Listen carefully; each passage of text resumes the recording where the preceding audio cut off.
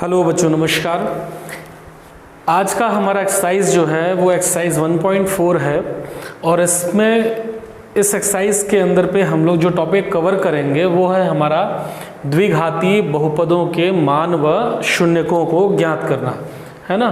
तो जो भी हमने द्विघात अभी तक पढ़े थे, द्विघात समीकरण हमने देखे हुए थे, बहुपद देखे हुए थे, तो उनके हमने गुणनखंड कर लिए, उनको भाग देना सीख लिया, जोड़ना सीख लिया, घटाना सीख लिया और गुणा करना सीख लिया, है ना।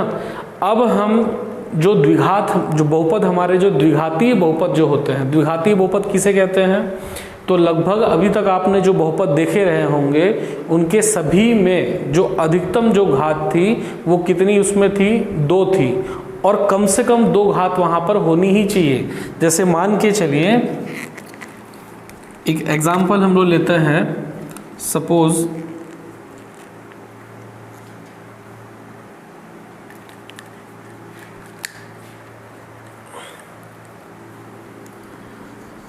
ax² plus bx plus c। अभी तक जो भी आपने जितने भी बहुपद देखे हुए थे, जो भी समीकरण आपने देखे हुए थे, वो हमारा इस फॉर्मेट में था, इस प्रारूप में था, ठीक है। जिसमें देखिए अधिकतम जो घात है यहाँ पर चर की, x की कितनी है, वो 2 है ना। फिर उसके बाद 1 आ रहा है, उसके बाद 0। तो कोई भी मेरा समीकरण हो, हमको ये ध्यान में रखना है कि अधिकतम घात वाला वहाँ उपस्थित होना ही होना चाहिए।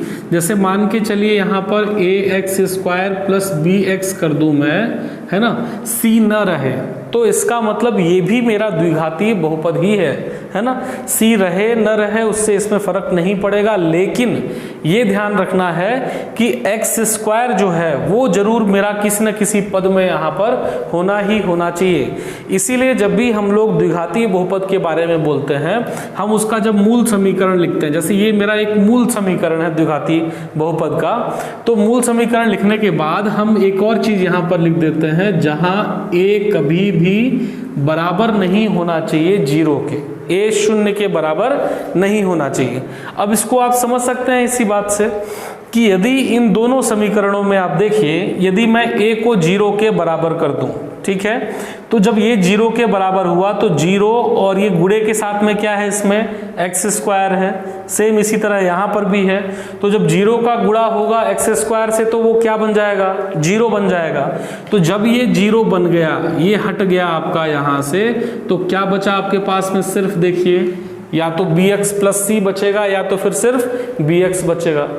तो उस कंडीशन में ये मेरा द्विघातीय बहुपद नहीं रह जाएगा, है ना, ये एकल घात का बहुपद हो जाएगा, क्योंकि इसमें अधिकतम जो घात है x की वो कितनी है, यहाँ पर 1 है, ठीक है। तो इसको हम लोग एक घातीय बहुपद बोल सकते हैं, है ना। जब ये रहेगा तब ये द्विघातीय बहुपद होगा, और यदि मान लीजिए यहाँ घात में 2 की जगह 3 होता, तब ये त्रिघातीय बहुपद हम कहते हैं इसको, ठीक है। तो ये बात तो आपको क्लियर है, अपन ने पहले भी इसके बारे में देखा हुआ था।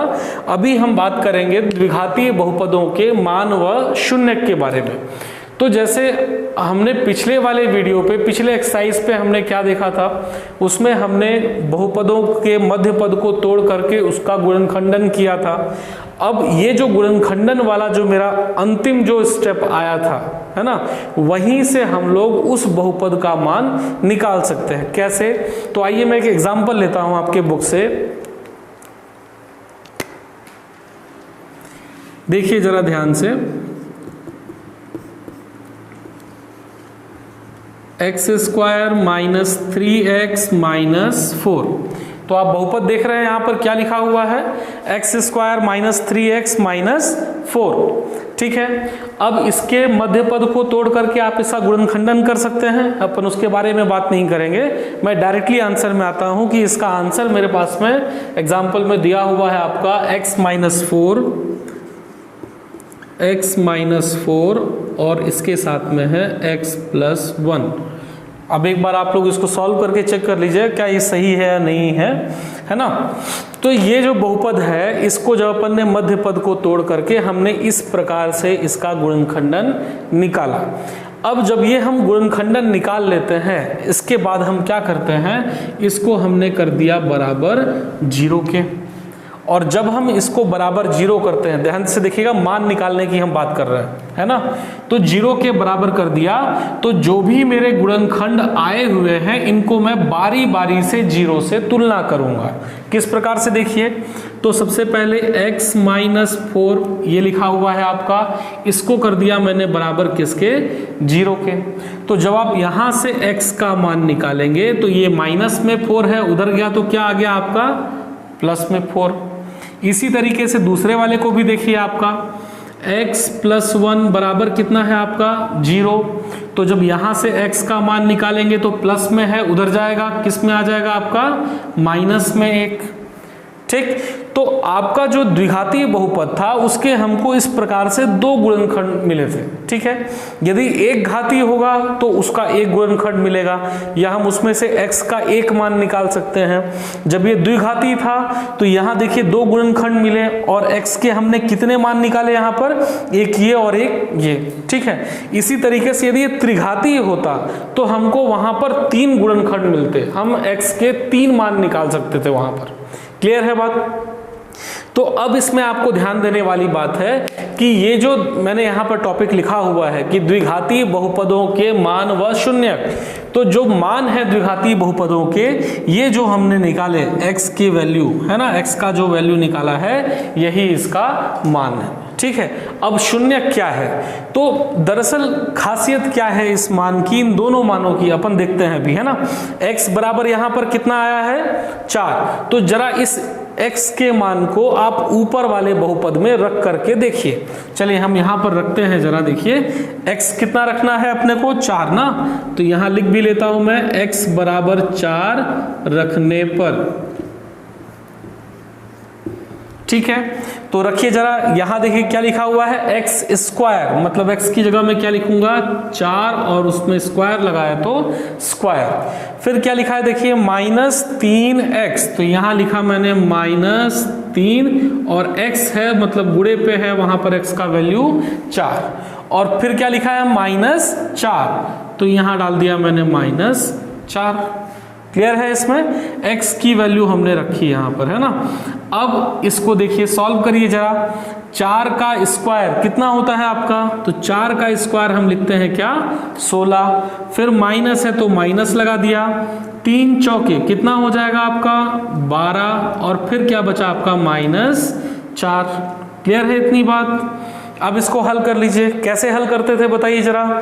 तो क्या बताया था मैंने आपको कि जो समान चिन्ह वाले होते हैं उनको अपन पहले जोड़ लेते हैं। तो देखिए 16 के सामने क्या चिन्ह है, प्लस, 12 के सामने माइनस, 4 के सामने माइनस, ये दोनों समान चिन्ह वाले हैं ना, तो ये आपस में क्या होंगे, जुड़ेंगे। तो इसको 16 को मैं एज इट इज लिख देता हूं।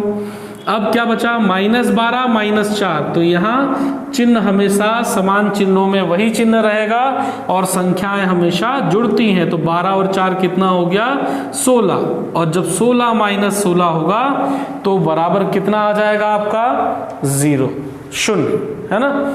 तो यहीं से मेरा शून्यक का भाव, जो शून्यक का जो मेरा टॉपिक है वो यहां से मिल रहा है मुझे। ठीक है, जो भी मैं x का मान निकाल रहा हूं, अब जैसे मैंने यहां पर x बराबर 4 रखा था, आप यदि x बराबर -1 भी रखते हो यहां पर और उसको हल करते हैं तो आपको अंतिम में कितना प्राप्त होगा, 0 प्राप्त होगा। क्लियर है बात ये। तो हम कह सकते हैं द्विघातीय बहुपदों के में x के वह मान जिनको रखने पर, किस में रखेंगे, बहुपद में रखेंगे, तो जिनको उस द्विघातीय बहुपद में रखने पर उसका मान 0 हो जाए वो अंक बहुपद के शून्यक कहलाते हैं। फिर से सुनिए एक बार कि वे संख्याएं कौन सी संख्याएं, जैसे x बराबर 4, x बराबर -1, ठीक है। तो वे संख्याएं जिनको द्विघातीय बहुपद में रखने पर उस बहुपद का मान 0 हो जाए, उस बहुपद के शून्यक कहलाते हैं। ठीक है, बात समझ में आई या नहीं आई? मैं एक बार लिख दे रहा हूं, इसको ध्यान से देखिए जरा, और इसको कॉपी पे नोट डाउन करें आप लोग। क्या बोला हमने, ध्यान से देखिए जरा। वे संख्याएं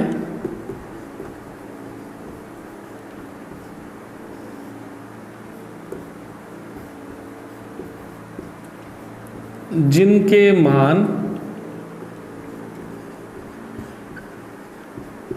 द्विघातीय या त्रिघातीय, उससे कोई फर्क नहीं पड़ता, अभी हम द्विघातीय बहुपद की बात कर रहे हैं। तो द्विघातीय बहुपद में रखने पर, बहुपद में रखने पर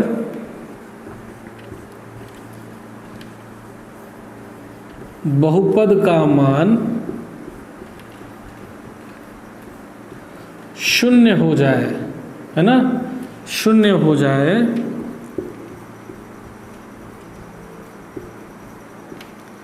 उस बहुपद के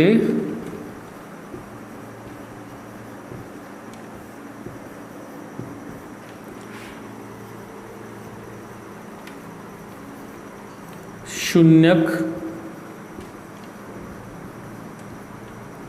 कहलाते हैं। ठीक है, तो परिभाषा आपको शून्य की क्लियर होनी चाहिए। वे संख्याएं जिनके मान द्विघातीय बहुपद में रखने पर बहुपद का मान शून्य हो जाए, उस बहुपद के शून्यक कहलाते हैं। क्लियर है बात।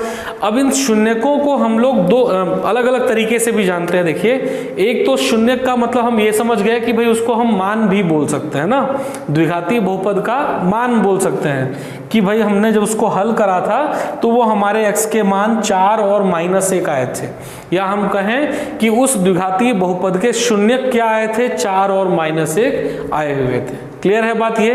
तो या तो मान या तो शून्यक, आपको उसमें बिल्कुल भी डाउट नहीं लेना है। ठीक है, इसके अलावा हम लोग एक और शब्द का इस्तेमाल करते हैं, मूल।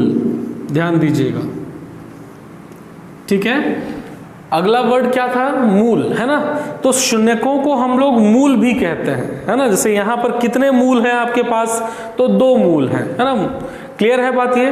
तो या तो मूल कह लें, या तो हम क्या कह लें, शून्यक कह लें, और या तो हम मान कह लें। तो दोनों बात, तीनों बात हमारी क्या है, बराबर है। तो इसमें आपको बिल्कुल भी घबराना नहीं है। तो मेरे ख्याल से आप शून्यक से बिल्कुल अच्छे तरीके से परिचित हो गए कि शून्यक क्या है और बहुपद के मान हम लोग किस प्रकार से निकालते हैं। फिर से एक बार रिवाइज कर लीजिए, देख लीजिए कि जो भी आपके पास में द्विघातीय बहुपद है, जब आपने उसका गुणनखंडन किया और गुणनखंडन करने के बाद जो हमने उसको 0 से तुलना कर दिया, और जो हमारे x के मान आते हैं वही हमारे उसके मान होंगे, या मूल होंगे, या फिर शून्यक होंगे। क्लियर है बात। और शून्यक को हमने परिभाषित भी कर दिया उसके हिसाब से, है ना, कि वे संख्याएं जिनके मान द्विघातीय बहुपद में रखने पर बहुपद का मान शून्य हो जाए, उस बहुपद के शून्यक कहलाते हैं।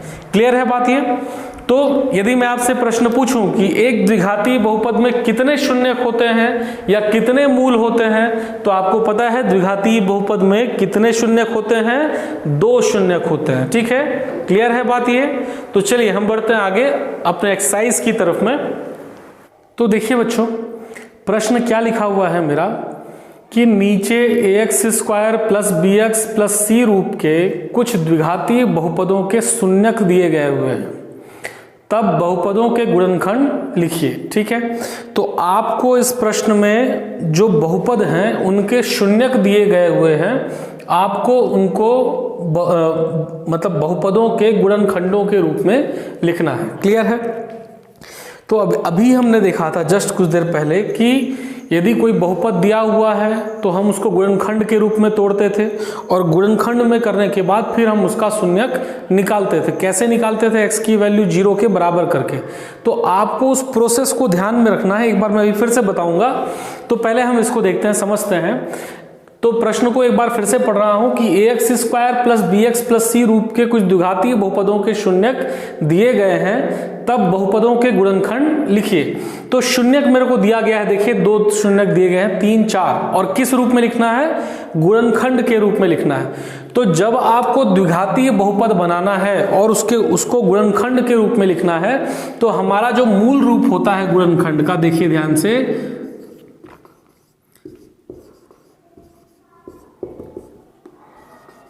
x - अल्फा और गुणे पे x - बीटा बराबर, चाहे तो 0 लिख लें या बराबर 0 ना करें तो भी कोई दिक्कत नहीं है। तो कोई भी बहुपद जो हमारा गुणनखंड में होता है, आपने देखा था कि जब हम बहुपदों का गुणनखंड निकाल रहे थे तो अंतिम में हमारा इस रूप में आ रहा था ये, है ना। तो ये हमारा होता है गुणनखंड का रूप, और जिसमें हम लोग क्या कर रहे थे, इसको बराबर करते थे 0 के और फिर यहाँ से हम x का मान निकालते थे। तो ये जो अल्फा होता था ये उधर चला गया, तो वो अल्फा जो हमारा वैल्यू x के बराबर होता था वो शून्यक कहलाता था हमारा। तो इसी प्रकार से हम कह सकते हैं कि ये मेरा शून्यक है अल्फा, और यहाँ शून्यक कौन है आपका, बीटा। तो इसी प्रकार से आपको शून्यक दिए गए हैं, 3 और 4 दिए गए हैं, या -2 -3 दिए गए हैं, आपको उसको गुणनखंड के रूप में लिखना है। ठीक है, तो ध्यान में रखिए बिल्कुल, यहां आपके मूल कौन कौन से हो गए, अल्फा और बीटा। ये दरअसल मूल को व्यक्त करने का हमारा एक तरीका है। त्रिघातीय बहुपद होता, तीसरा कोई मूल आता तो हम उसमें गामा और जोड़ लेते। क्लियर है बात ये। तो यदि आपको मूल दिया हुआ है ना, हमको शून्यक दिया हुआ है और उस रूप में लिखना है, तो किस प्रकार से लिखेंगे आइए समझते हैं हम लोग, है ना। ध्यान से देखिए, तो पहला दिया है हमको शून्यक 3 दिया है और दूसरा कितना दिया है आपको 4। तो हमने इसको लिखा डायरेक्टली, यहां कर लेते हैं x, देखिए जैसा लिखा हुआ है एज इट इज लिख रहे हैं, x माइनस और अल्फा की जगह में क्या आ गया आपका 3 ब्रैकेट x माइनस और फिर ये 4। ठीक, ये आ गया आपका गुणनखंड के रूप में। बहुत ही सिंपल सा था, उसको बस ध्यान में रखना है आपको, है ना। दूसरे को लिखेंगे तो कैसे लिखेंगे, देखिए जरा बताइए। अब यहाँ -2 -3 है, तो किस प्रकार से लिखेंगे इस चीज को समझिए। x माइनस अल्फा, तो माइनस और अल्फा का जो मान है, वैल्यू है, वो कितना है, -2 है। तो जब आप यहाँ पर -2 लिखने जाएंगे तो माइनस पहले से है, एक और माइनस आया, तो माइनस माइनस क्या हो जाएगा, +2। ठीक है, कोई दिक्कत इसमें। और इसी प्रकार से x माइनस, देखिए x माइनस बीटा, फिर से मैंने बीटा का मान कितना है मेरा, -3। तो फिर से यदि यहाँ पर मैं माइनस लिखता हूं तो माइनस गुणा माइनस क्या हो जाएगा, +3। ठीक है, कोई दिक्कत इसमें, है ना। इसी तरीके से अगला देखिए, तो बहुत ही सिंपल है ये। x माइनस कितना दिया है आपको मान अल्फा का, 1/2, तो लिख दिया हमने 1/2। फिर x माइनस बीटा, तो माइनस बीटा का मान कितना है, -1/2, तो माइनस फिर से आएगा तो +1/2। और चौथा और पांचवा आप आसानी से कर सकते हैं, है ना। तो तरीके को ध्यान में रखिए, x माइनस अल्फा गुणा x माइनस बीटा, वो हमारा मूल रूप होता है गुणनखंड का, जिसमें हमको अल्फा और बीटा मतलब शून्यकों के मान दिए गए हैं। तो जब दिए हुए हैं तो हम उसको उस जगह पर रख देंगे, और रख देंगे तो फिर हमारा ये गुणनखंड का रूप आ जाएगा। ठीक है, अच्छा एक चीज ध्यान में रखनी है इसमें कि आपने जैसे देखा अभी यहाँ पर कि हमारा जो मूल रूप था गुणनखंड वाला, माइनस में फिर अल्फा है, यहाँ माइनस के बाद बीटा, अल्फा और बीटा, ये आपको यहाँ अल्फा के साथ में माइनस नहीं है या बीटा के साथ में माइनस नहीं है। कहने का मतलब ये कि ये हमारा मूल होता है ना, x माइनस, माइनस के रूप में जो दिया हुआ है। यदि कभी आपको माइनस की जगह में प्लस दिख रहा है, जैसे x+2 गुणा x+3, तो आपको प्लस देख करके पहचानना है कि यहाँ माइनस होना चाहिए था मूल रूप के हिसाब से, लेकिन यहाँ प्लस में दिया हुआ है, इसका मतलब एक और माइनस यहाँ पर था। तो यदि आपको गुणनखंड को देख करके आपको शून्यक पता करना हो तो आप बिल्कुल ध्यान में रखिए कि यदि प्लस दिया हुआ है इसका मतलब मेरा शून्यक माइनस में है। जैसे यहाँ प्लस दिया है मतलब माइनस में है, कितना है 2, यहाँ प्लस दिया है तो मतलब क्या हो गया, माइनस में 3।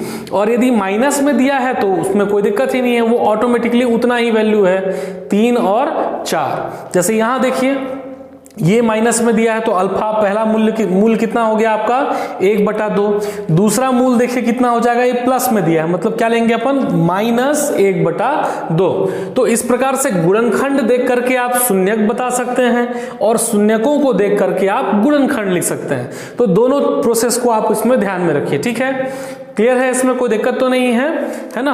अपन बढ़ते हैं अगले क्वेश्चन में। तो बच्चों देखिए हमारा अगला जो क्वेश्चन है वो क्या लिखा हुआ है कि निम्नलिखित बहुपदों के शून्यकों का योगफल एवं गुणनफल ज्ञात कीजिए, है ना। तो हमको बहुपदों के शून्यकों का योगफल और गुणनफल ज्ञात करना है और बहुपद मुझे दिया हुआ है। ठीक है, तो शून्यकों का योगफल और गुणनफल हम लोग किस प्रकार से ज्ञात करेंगे, तो आइए समझते हैं हम लोग उसको।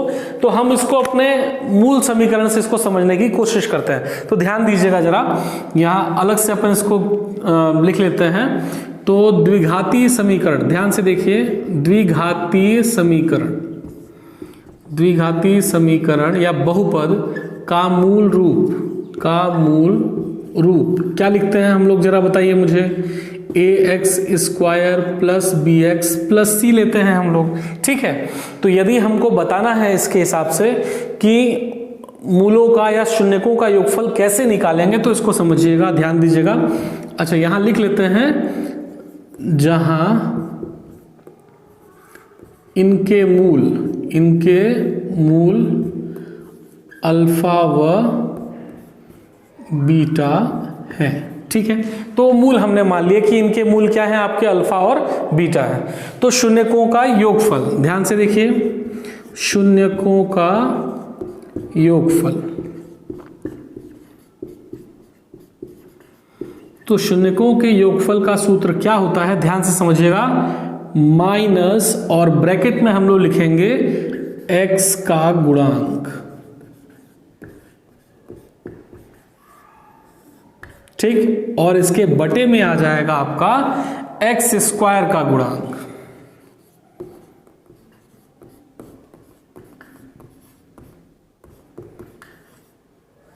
तो इस चीज को समझिए जरा, शून्यकों का जो योगफल होता है आपका, वो किसके बराबर होता है, हम लोग डायरेक्ट निकाल सकते हैं अपना समीकरण देख करके। माइनस लिखा हमने और x का गुणांक, तो यहां x कहां दिख रहा है आपको, देखिए जरा, ये है x आपका, और x के गुणे पे क्या दिख रहा है आपको, b।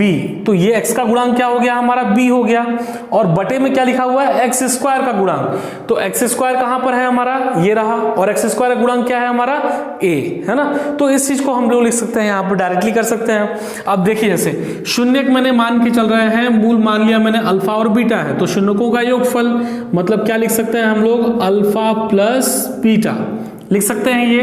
तो बराबर क्या लिखेंगे इसको हम लोग, माइनस है तो माइनस और x का गुणांक, तो देखिए जरा x का गुणांक क्या है मेरे पास में, b है, और बटे पे x² का गुणांक, तो x² यहां है, गुणांक क्या है उसका, a है। तो ये हो गया मेरा शून्यकों का योगफल।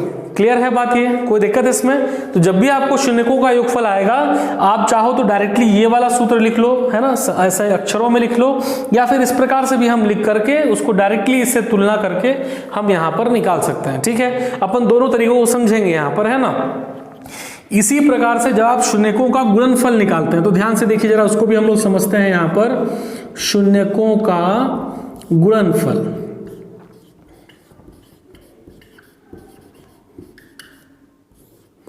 तो बराबर इसको हम लोग लिखते हैं, ध्यान से देखिए, अचर पद और बटे में लिखेंगे x² का गुणांक, ठीक। तो यदि शून्यकों का गुणनफल निकालना है आपको, तो क्या करेंगे हम लोग, बराबर क्या लिखेंगे, अचर पद और बटे में x² का गुणांक। यदि इसको अपन अल्फा बीटा के रूप में लिखें, तो अल्फा गुणे पे बीटा, देखिए ध्यान से, अल्फा गुणे बीटा बराबर क्या लिखेंगे, अचर पद। तो जरा बताइए अचर पद कौन सा है इसमें से, c है, और बटे में x² का गुणांक, तो x² का गुणांक कौन सा है आपका, a, ठीक। तो यदि अल्फा प्लस बीटा निकालना हो तो माइनस b बटाए, और अल्फा इंटू बीटा निकालना हो तो क्या लिखेंगे, c बटाए। इस प्रकार से हम लिख सकते हैं इसको। तो द्विघाती समीकरण का जो हमारा शून्यकों का योगफल या शून्यकों का गुणनफल निकालने का ये हमारा तरीका है। इसको बिल्कुल ध्यान में रखिए, 1 या 2 नंबर के क्वेश्चन आते ही आते हैं इससे, है ना। तो चलिए अपन बढ़ते हैं अपने क्वेश्चन की तरफ में। क्वेश्चन हमको क्या लिखा हुआ है देखिए जरा, कि x² प्लस 10x प्लस 24, तो इसका हमको शून्यकों का योगफल और गुणनफल निकालना है, ठीक है। तो चलिए हम इसको शुरू करते हैं। तो या हम क्या करें, या तो अपन डायरेक्टली इसको लिख लें, है ना, इसको आप डायरेक्टली लिख लो, शून्यकों का योगफल बराबर माइनस ये, और ये पूरा सूत्र उतार लो यहाँ पर, और इसके हिसाब से आप लिख सकते हो इसको, है ना, योगफल और गुणनफल। और यदि आपको ये वाला सूत्र लगाना है तो इसके लिए फिर क्या करना पड़ेगा, आपको पहले इसको इससे तुलना करना पड़ेगा कि भाई बी और ए, सी और ए के मान कौन कौन से हैं।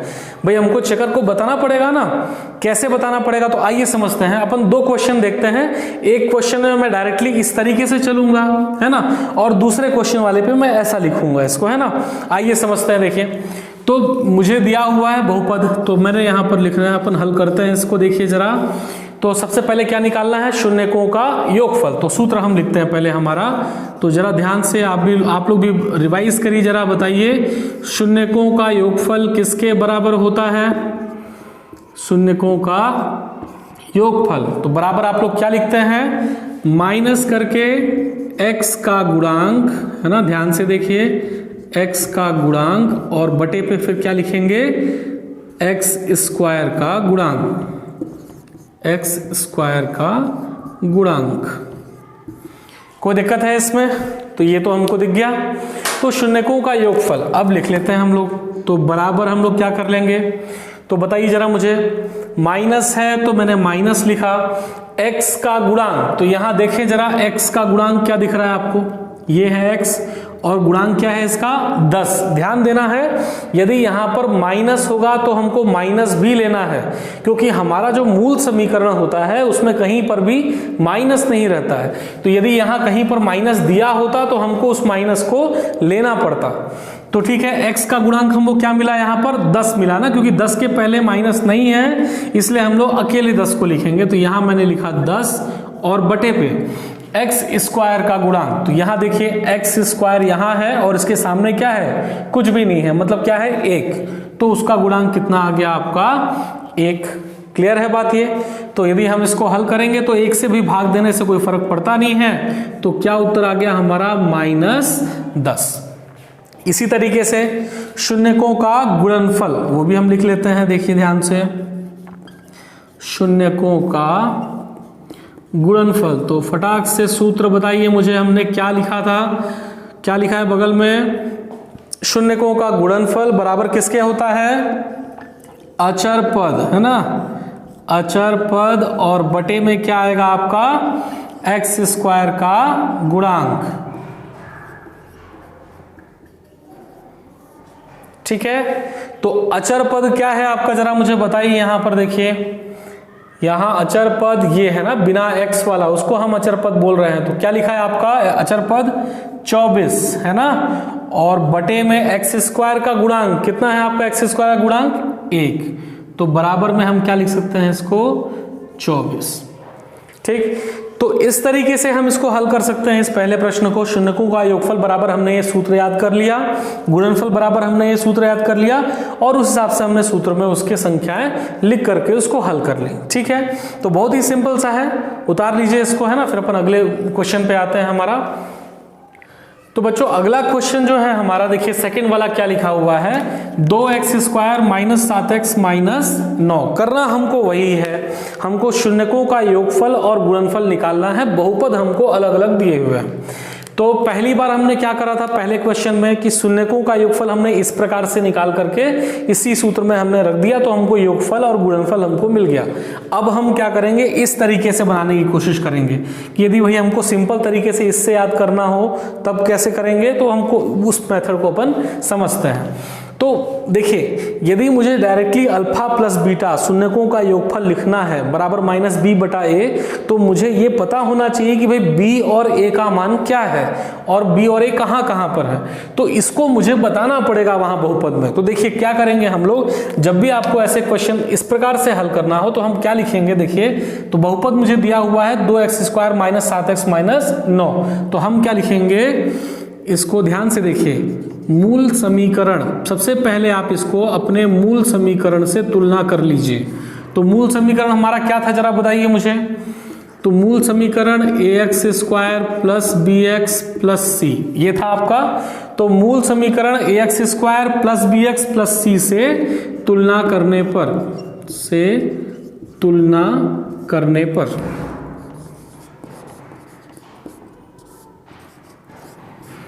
ठीक है।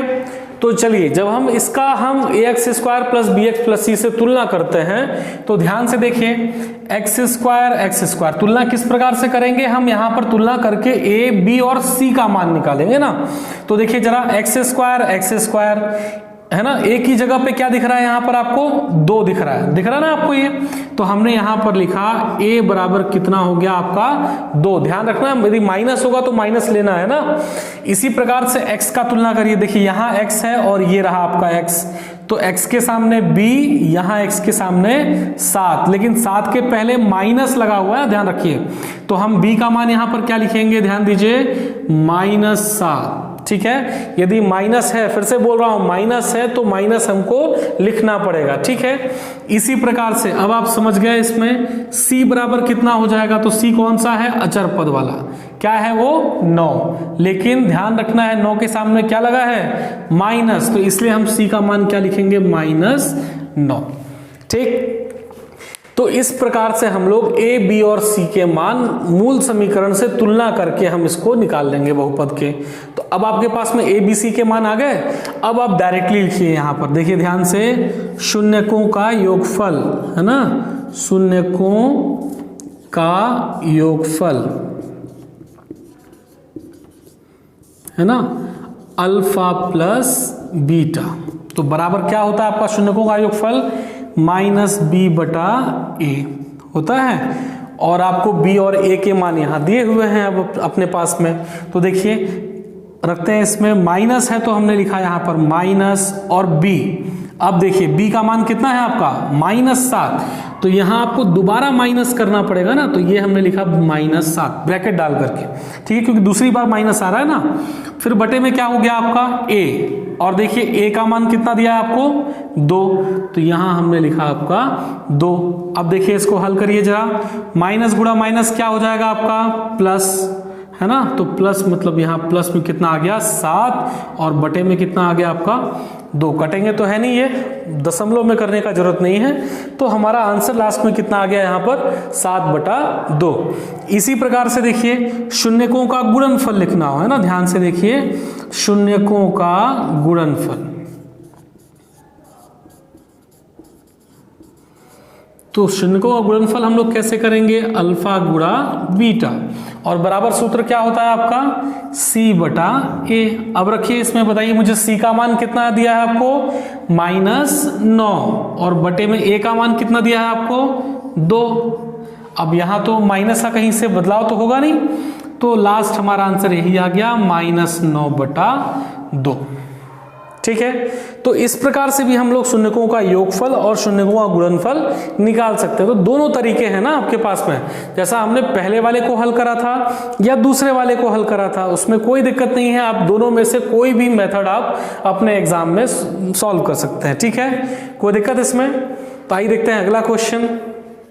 तो बच्चों अगले तीनों क्वेश्चन मैंने लिख दिए हुए हैं, देखिए यहाँ पर तीसरा क्वेश्चन मेरे पास में है x² + 11x + 30, चौथा है -5x² + 3x + 4, और पांचवा है x² + x - 12। तो ये तीनों क्वेश्चंस में आपको वही शून्यकों का योगफल और गुणनफल निकालना है। तो बहुत ही आसान है, मैं इसमें से चौथा आपको बना करके दिखाता हूँ, तीसरा और पांचवा आप इसमें बना लीजिएगा, ठीक है, बहुत ही ईजी है। तो ध्यान से देखिए हम लोग कैसे स्टार्ट करते थे, यहाँ पर देखिए हम क्या लिखते थे, शून्यकों का योगफल, सूत्र अपन लिखते हैं इसमें, तो शून्यकों का योगफल,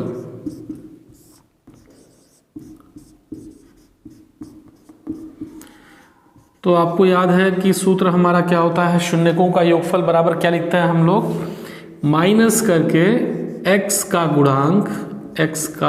गुणांक और बटे पे हमारा आ जाएगा x² का गुणांक, ठीक है इसमें। तो चलिए हम देखते हैं अल्फा प्लस बीटा, शून्यकों का योगफल, हम लोग दो मूल लेके चलते हैं ना, अल्फा और बीटा। तो माइनस लिखा है तो हमने माइनस कर दिया पहले, इसके बाद बोलता है x का गुणांक। तो बताइए जरा यहाँ पर x कहाँ है, ये रहा आपका x, तो x का गुणांक कौन सा है आपका 3 है, प्लस लगा है ना, माइनस होता तो माइनस लेते हैं हम लोग, तो प्लस है तो हम यहाँ लिख लेते हैं अपना डायरेक्टली पे 3, और बटे में क्या लिखा है आपका x² का गुणांक। तो देखिए जरा x² कहाँ है, ये रहा आपके पास में, और x² में क्या लगा है आपका -5 है ना, गुणांक क्या है आपका -5, तो हम बटे पे डाल देंगे -5, ठीक है इसमें। अब देखिए माइनस ऊपर भी है, माइनस नीचे भी है, कट गया माइनस माइनस, और क्या बचा आपके पास में? सिर्फ 3/5। तो इस तरीके से शून्यकों का जो योगफल है, आपका योगफल कितना आया? 3/5। इसी तरीके से आप गुणनफल का भी सूत्र लगा लीजिए। तो चलिए हम लोग लिखते हैं शून्यकों का गुणनफल। शून्यकों का गुणनफल तो बराबर क्या होता है आपका? जरा याद करिए, अचर पद है ना, पहले क्या लिखते हैं हम लोग ऊपर पे? अचर पद, और उसके बटे में आता है आपका x² का गुणांक, है ना। सूत्र याद रखिए, है ना, बिल्कुल इसका। तो चलिए ढूंढते हैं हम लोग अचर पद कहाँ है मेरा। अचर पद मतलब क्या? जिसमें x नहीं है।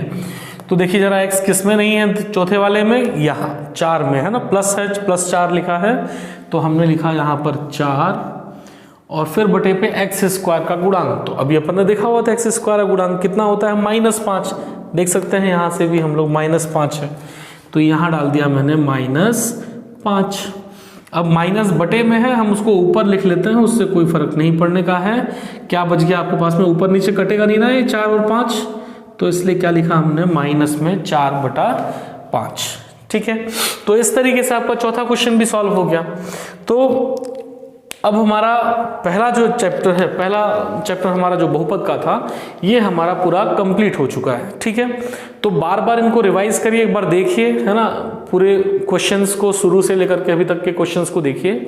जो छूटे हुए हैं क्वेश्चंस उनको भी बनाइए आप, है ना, कि कहीं पर मुझे कोई दिक्कत तो नहीं है, और जहां पर दिक्कत आए वहां मुझे आप बताएं कि भाई मुझे ये टॉपिक दोबारा समझना है, तो मैं उसके लिए दोबारा एक बार वीडियो बनाऊंगा। ठीक है, और मेहनत करें, और इसके बाद फिर हम लोग एक अपन एक्स्ट्रा वीडियो लेकर के आएंगे फर्स्ट चैप्टर को ही लेकर के, जिसमें अपन लोग हमारा बहुविकल्पी क्वेश्चन जो होंगे, खाली स्थान वाले जो क्वेश्चन होंगे, फिल इन द ब्लैंक्स वाले, है ना, सही जोड़ी वाले, मैच द फॉलोइंग वाले, तो इन क्वेश्चंस को भी अपन सॉल्व करेंगे, और 1 नंबर के क्वेश्चन भी अपन सॉल्व करेंगे ना, जो 1 नंबर वाले जो क्वेश्चन हमारे बोर्ड एग्जाम में आते हैं, ताकि आप लोग हर प्रकार से कहीं से भी क्वेश्चन आए तो हम फर्स्ट चैप्टर से 100 to 100 मार्क्स % का क्वेश्चन हम बना सकें। ठीक है, तो चलिए मिलते हैं हम अपने अगले चैप्टर पे नेक्स्ट वीडियो पे।